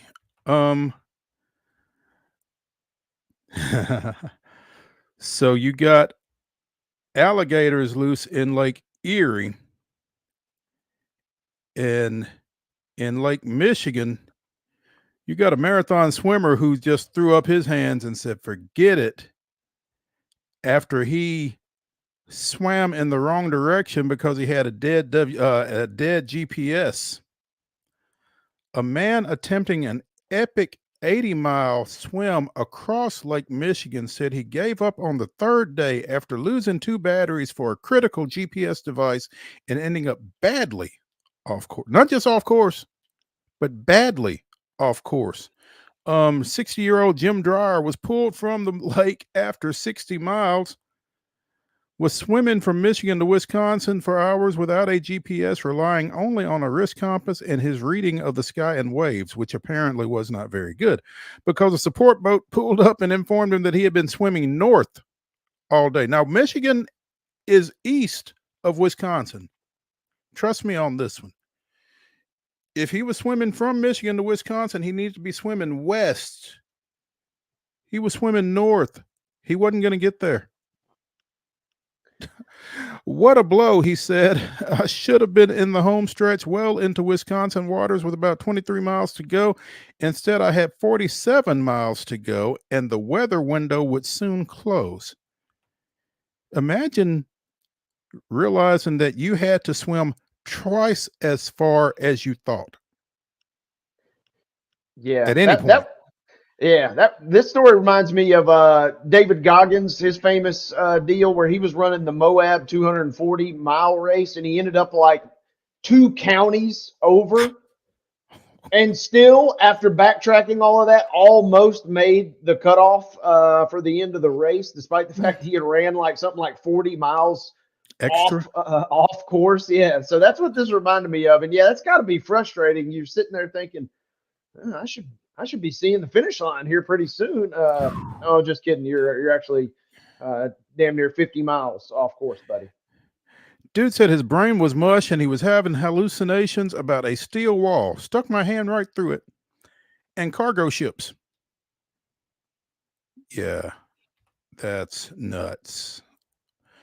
He did this previously in 1998, starting in Two Rivers, Wisconsin, and finishing in Ludington, Michigan.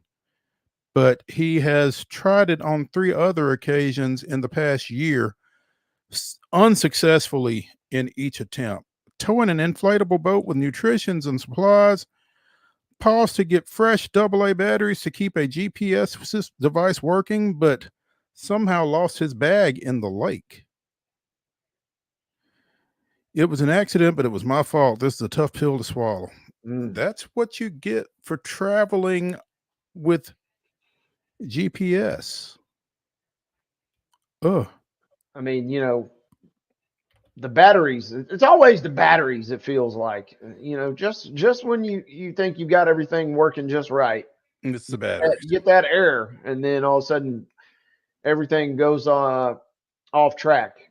And in this case, almost 50 miles off track. I'm just not trying to be in the middle of Lake Michigan, literally in the middle of Lake Michigan, and no clue what direction I need to be going in. Yeah, nothing about this. I'm glad the guy's safe, because nothing about this sounds very enticing to me whatsoever. I'm glad the guy is safe. This was his 3rd attempt in the last year to do this. Surely there won't be a 4th. You would think not, but fool me once, shame on you. Fool me 4 times, no, No, we're done with this. And he's done it once. Just be cool with that. Yeah, once is enough, man.